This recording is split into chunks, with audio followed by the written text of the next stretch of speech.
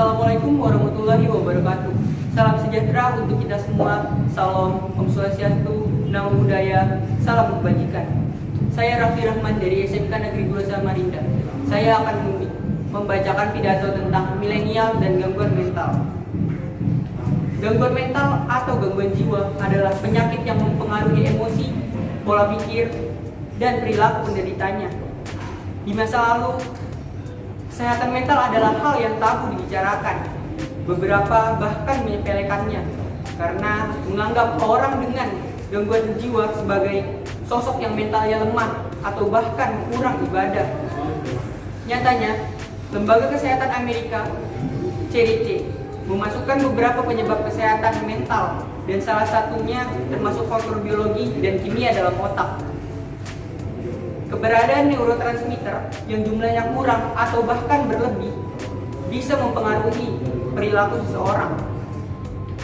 Beda halnya dengan beberapa isu gangguan mental yang disebabkan oleh pengalaman yang buruk baik di masa kecil, masa lalu, atau masa kini.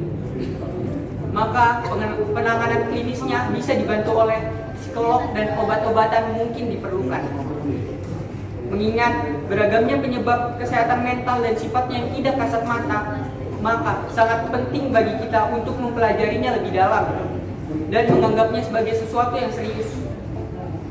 Sama seriusnya dengan kesehatan jasmani.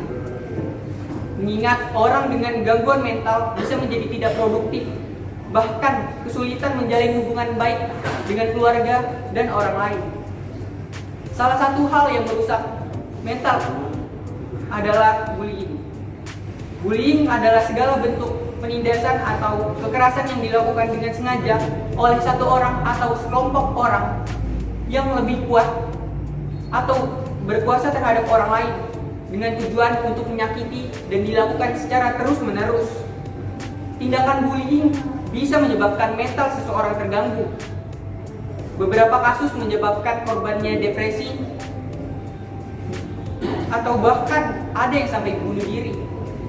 Lantas, apakah kita akan berdiam diri saja? Kita akan mendukung tindakan bullying. Apakah pantas untuk kita berdiam diri dan mendengar banyak berita kasus bullying di Indonesia? Fakta bahwa hal ini dialami oleh remaja tentulah sangat memprihatinkan. Banyak sekali masyarakat yang berpikir bahwa mereka yang tertekan secara batin hanyalah semata diliputi ketakutan irasional dan bisa diselesaikan dengan berpikir positif saja. Pemahaman tersebut sudah menjadi kultur di masyarakat kita.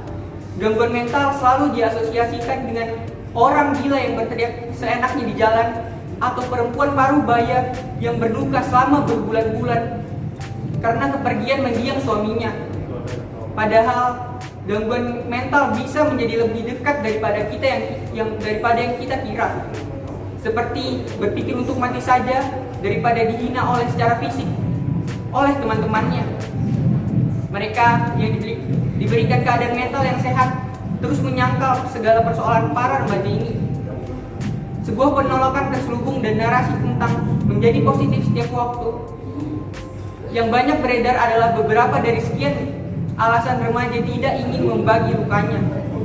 Terkadang timbul pula kecemasan akan opini orang lain, menjadi bahan perbincangan di kalangan teman-temannya, atau dianggap sebagai seseorang yang hanya mencari perhatian semata. Atas dasar inilah kebanyakan remaja memilih untuk menghadapi perasaan mereka sendiri yang berkecamuk tiada henti. Pidato ini tidak dapat mewakilkan seluruh suara remaja yang sedang berjuang melawan gangguan kejiwaan. Tetapi mulai sekarang harus kita akui bahwa pada masa kini ekspektasi terhadap generasi muda menjadi sedemikian besar sebagai akibat dari kemajuan teknologi dan informasi yang setiap waktu terus membombardir mereka. Dan hal ini tentunya turut memberikan tekanan pada kejiwaan para remaja.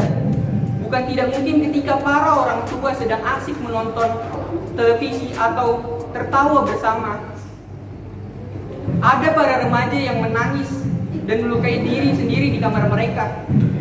Ketika sebagian siswa bersemangat untuk berangkat sekolah, mungkin ada sebagian lainnya yang bahkan sulit untuk menemukan semangat melanjutkan hidup dan hanya terbaring lemah. Ada berbagai cara untuk membantu seseorang dengan masalah mental, yaitu dengan mengurangi pandangan negatif terhadap penderita gangguan mental, menjadi pendengar cerita yang baik kepada penderita. Jadikan kesehatan mental sebagai prioritas, sebab gangguan kesehatan mental bisa berakibat fatal kepada kehidupan.